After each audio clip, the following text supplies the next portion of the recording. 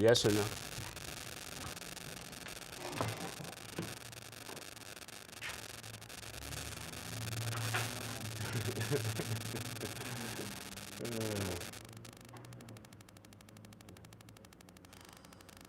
come it won't go? There we go. How's that? Good? We are live, aren't we? After we turned the GD thing around. Oh, Lordy. All right. Welcome, welcome, welcome, everybody. It has been a crazy week. We have been just so exciting. How is our volume? Everything is good, I hope. I don't know why I'm not coming across here. Are we on, not on? We're green here. You're green there? Anybody give me a thumbs up on that just to make sure? Good. It's live in color. Good deal. I don't know why it's not here.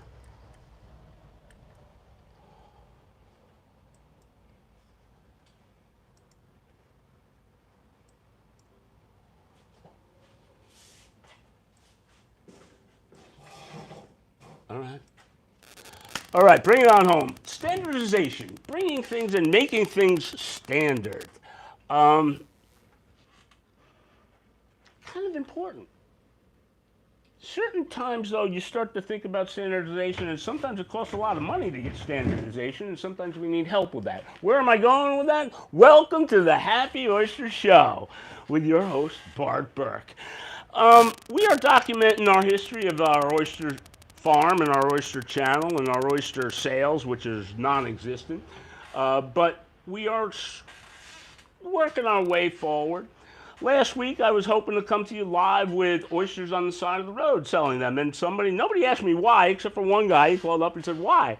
I said, they're not quite ready yet. They're not quite done. We're looking for absolute perfection, and why not shoot for absolute perfection? In times like these, you have to say good, and you have to do things differently than what maybe you had planned to do. So we're going for sheer perfection, and one of the things that we were working towards was, hand me the box, was the box. Tony Joe researched the box. The box is really, really nice. It's going to hold 25 oysters, and then you could palletize. It's really, really nice. And the price of this box, Tony Joe, to us was how much per piece? $1.15. That ain't bad for that box. Tremendous presentation. You got this, you got that. You got a QR code on the bottom. You have YouTube, everything else. The only problem, I got to take 4 pallets of this. 4 pallets. There's no art charge. There's no cutout charge. Oh, we can customize it all you want. 4 pallets. Do you know how much 4 pallets of this costs? $20,000 is what this costs. North of 20, Tony Joe. I'm just using that. It's a lot of money. It is 4 times, maybe 5 times the amount that I was budgeting for this. You know what I got to say to that? Good is what I got to say to it. Good. We just had to figure out something better. That's all. No big deal. We could buy a new boat for that. Okay? No big deal. I'm back to the drawing board. Okay? I don't care. It's all right. Something to shoot for. Really nice product, but it's out the window. All right? Done. Exactly. Save these boxes. Without further ado, we got Captain Freddie the Angry Bayman in the house. We'll put our logo on this still. Put our logo on here. Save these boxes. Let's just make duct tape. We made Bike Man for You tape. We'll just make tape and just tape it up with a smiley face. We saw a dress of duct tape. That's Okay, you know, this is what I'm talking about. Good. We had a problem. Good. The first thing you got to say is good. All right, so now let's get back to standardization. So that box is out the window. Palletization. Now maybe it's back in. Maybe a bunch of Long Island farmers are saying, hey, Bart, maybe we can all get together. The 3 of us, 4 of us, 5 of us. All right, team players now. We're all teams. No iron word, team. And we all put in $2 grand, $3 grand, $5 grand, whatever it is to come up with this 20 grand minimum. And we beat them up a little bit and we kick them and maybe we can get it, you know, whatever. but I need some help with this, all right? If you guys would like the box and you want to participate, maybe we can look into it. I don't need a major commitment, just, hey, maybe we can standardize. Again, the ultimate goal is Long Island on the map for oysters. It's not about HOC, it's about Long Island. Eat me Long Island, baby. Eat me Long Island oysters. That's where I'm at with standardization. Other than that, that was my big news, and it was good news because obviously we are back to the drawing board, and unfortunate, but it's okay. Moving on to standardization. Standardization is probably pretty important no matter where you go. Henry Ford did it. You know what? Eli Whitney was the start of it. He started the whole thing with some sort of rifle or gun or some damn thing. I'm not a big gun lover, but he made interchangeable parts, and that's what made it happen. And made mass production happen. Before I get going any further, I got a failure report. I have actually 2 failure reports. Springfield rifle. Is that what it was called? Civil War. Springfield rifle. Musket, Springfield I knew Freddie would know. Springfield Armory. 2 failures. Clip failures. They did not come unclipped from the line. They just got bent to shit. Abused. All right?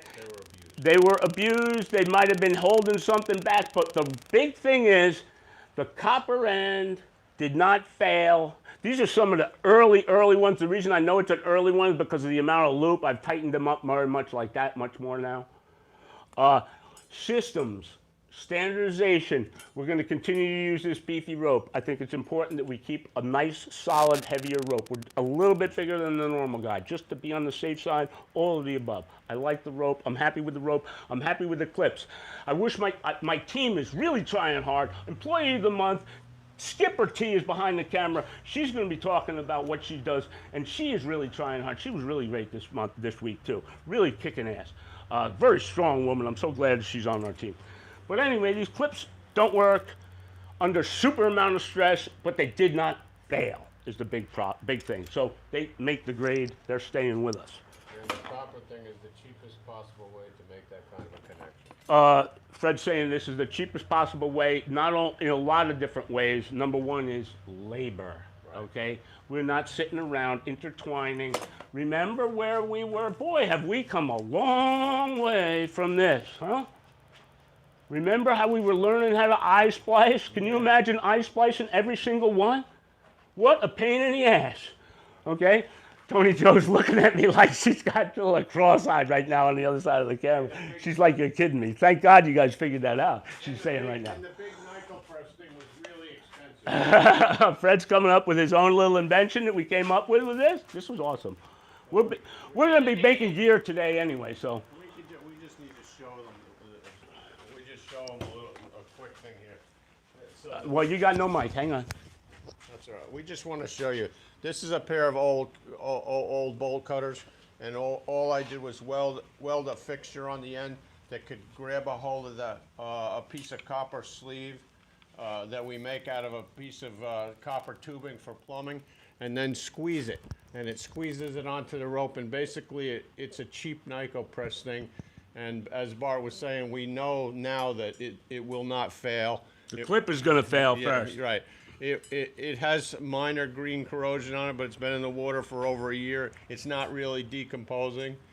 It's going to be Premium. Again, we didn't go hog wild nuts with this stuff. You know, you got to test stuff. Trial and error. You cannot just think, oh, because it works on one site, it might work on another site. Okay? Standardization. Here we go, okay? a lot of gear, and a lot of expense buying Nyko press clamps to clamp on there. A huge expense. The clips are expensive enough. Right.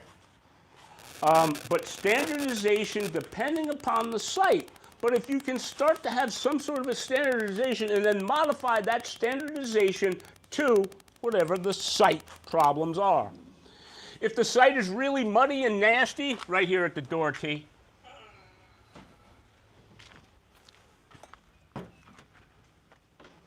If the site is really nasty, ugly, and muddy, okay, you're going to have the standardization of a skid on the bottom. Here's our 4-tier system. Okay, we put a skid on the bottom for muddy conditions. Maybe it's going to sit up on the top a little bit, okay? But the bottom line is the standardization is the tray itself. The tray itself is a standard tray.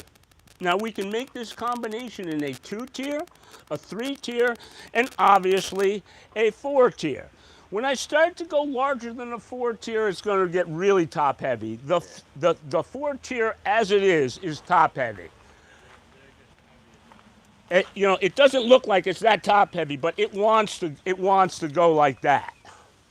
But again, standardization, standard rope, standard tying, standard Christmas packaging. Okay, it doesn't matter what happens to it. It's not coming undone. Now, granted, the oysters being flat and all on their side, not good. Okay, standardization. Standard wire. We're going to start chewing up this wire because we're out of cages, man. We are got 4, 1, 2, 3. I got 5 trays left, and I don't even have enough to make one string. And they're growing like mad, and we got to get to work.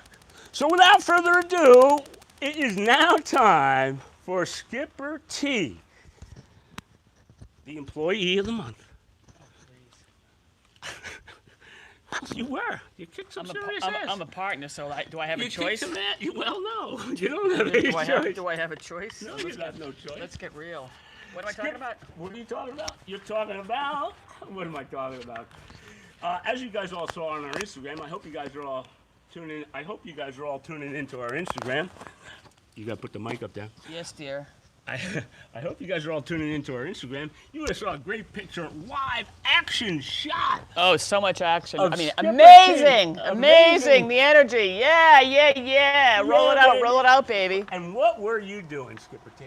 I was net minding our photo active paint on our cages.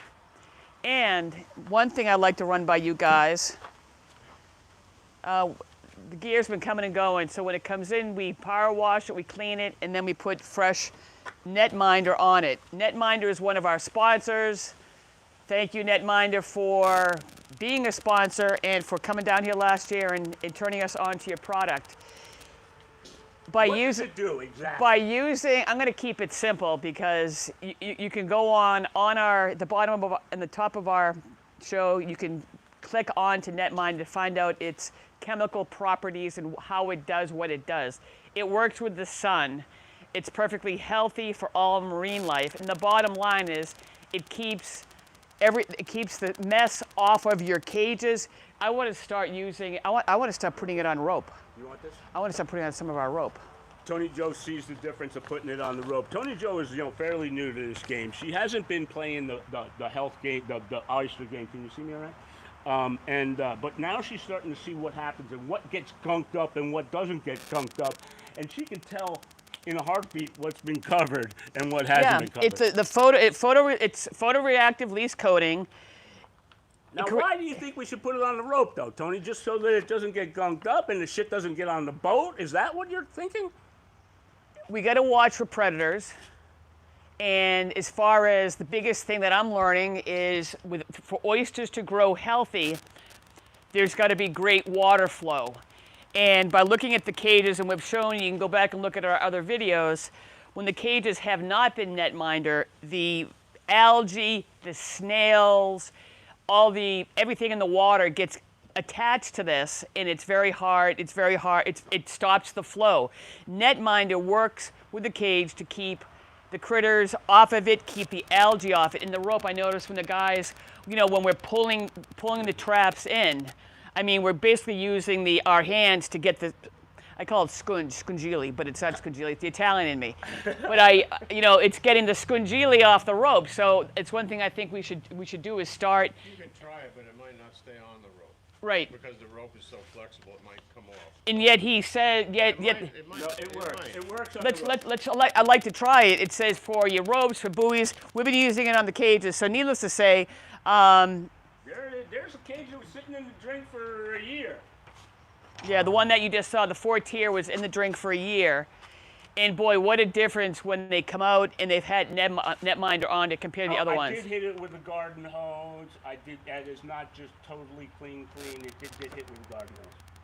But it came right off. With the garden hose, it just slides right off. Go ahead, Steve, sorry. So, anyone working in the water and growing any sort of shellfish, I would recommend get Netminder. Help you. What do you think It the biggest decreases. The biggest thing with the Netminder is it's decreasing your labor, because if you have to clean everything off it to get to them, and then really clean them, and then redeploy your product, cleaning is a step for labor. You know it's enough. We got to get out and work with the oysters. But as far as cleaning, I was a little worried about recoding. I was a little concerned about that, but it seems to be When you cleaned them- You don't know any different, so it seems to be pretty good. Humping the cages in and humping the cages back. Oh yeah, and you're We're doing putting all right. when you've in the thing too is when you've in this week when you brought them in, when you power wash them. I mean, when they came out, barnacles, everything under the sun on some of them, on the older ones. That were out for well That over were out a year. for over a in year. the deep. But he power washed them, and I hit these up. Well, they're already back out in the water again. They're already deployed. But I net-minded the ones that he power washed. So, yeah, they're great. Check it out. It's a labor saver. It's going to help with oysters keep the flow going. I want to try it on the rope, Freddie. See if it says it does on buoys, just to keep the nature off, and it's healthy. You want the details? You can look at the bottom of the link. So I'm learning more, whatever I can do to help keep all of us going at certain times. Standardization. Our bucket has been doing really well. Look at what I did here. I put some holes in here to tell where the lines are. I've been having a hell of a time trying to read the lines on here. And this bucket is the new standard for us. It's working really, really well. You want to explain that at all? Yeah, we put these under our tumbler, and as it fills up, we take them out, and we get sorting and this and that. And as Bart said, he put these holes in it, but it's kind of hard to see how many liters are in it. At a pop, right? At a pop. But we know that the top is? The top is 18. 18. Yeah. We graduated from 14 to 18. It's 5 gallons, or actually 5 gallons, 20 quarts. How many liters? And then we have to this line here. How much? That line here, my finger is, that's 16 liters. So the overflowing is 18 liters. So 16 liters is what we work with. Opposed to the old standard. And of course, another sponsor is OysterTracker. And OysterTracker is key to keep our inventory organized, to know what we have. Standard, yeah. Again, on times of standard. So OysterTracker, thank you to OysterTracker. We have, I've been working on getting our inventory into our farm management in the tracker, in the program, which will allow us to see and know where everything is, and also standardization too. Freddie, we were talking last week, and we decided to renumber our stuff, number our stuff. Everything we're doing is tagged. I'm not going to tell you what those tags include. That's for our business only. But we're standardizing our Hampton Oyster Company farm. We're reconfiguring the farm in the middle of the season. Crazy, but we're doing it. We're evolving with what we find can be easier and better for keeping our stuff together. And now that I've been out on the boat and I'm understanding things a lot better, it's making sense to me when I go into the OysterTracker to plug everything in. Yeah, Also, if you haven't seen, I know local guys or anyone, OysterTracker has a printer. You should see how sweet it comes out. So we're going to be able to print a waterproof tag right out on the boat, bingo, when we get going. So for a quick that goes interjection, into a. I saw it work. I saw it. She put it on her phone. She hit the button, and boom, the shit comes popping out. Awesome, man. That's bringing it to the next level. I'll tell you what. Instead of handwriting all of that, what time did it come out? What time did it go in? What time did it go under ice? We are going to have documentation, boom, from the water to your table, baby. To your mouth. And then the nice thing too with OysterTracker, and I'm learning all of this, but it's also something that as I input the data, I can do a spreadsheet. So it's going to help me organize, keep us really very, very efficient. Anything you want to add, Fred? No, that's it. Good. Frederick's turn. Anything for Fred? Yeah, anything, No, Fred? I got nothing. Just Give him hold the mic. Who was that? Who was Eli Whitney, and what was that business? I want to say Eli Whitney was, like you said, he standardized parts, and then Springfield Armory used it in the Civil War muskets. They made a lot of parts that would interchange. The Springfield muskets you were saying? Yeah, Civil War. That was a standardization. Yeah, Any questions? I- Any I questions, think Fred? so. I mean, Bart? I don't know. We're just getting more efficient and trying to just do what we're doing more efficiently. The coronavirus hit us. Sign off right here. The coronavirus hit us and threw us for a real big curve. But you know what? Good. Because you know what? We're getting even better. We're getting more organized. We're getting our shit together even more than what we did before. So, again, it wouldn't be possible with all of you guys tuning in. Thank you all so much. Hey, and those of you around the country that may be tuning in from around, hopefully around the country, wherever you are, be safe. This COVID stuff is real. It's very disheartening for me to see what's going on in other parts of the country. I have friends and family around the country, and be safe out there. Do what we can control. I mean, I have to say, Freddie, we've all been taking it seriously here in New York. We started with it, and we're still doing what we got to do. Yeah, do we? Anyway, I'm not going to belabor that point. Be safe. All right, signing off. Saturday, July 11th, 7/11. Be cool, be kind, Freddie. Thumbs up, baby. That's it. Be happy. Be happy and eat Eat meat. meat. Bye. See you next week, guys. Love ya.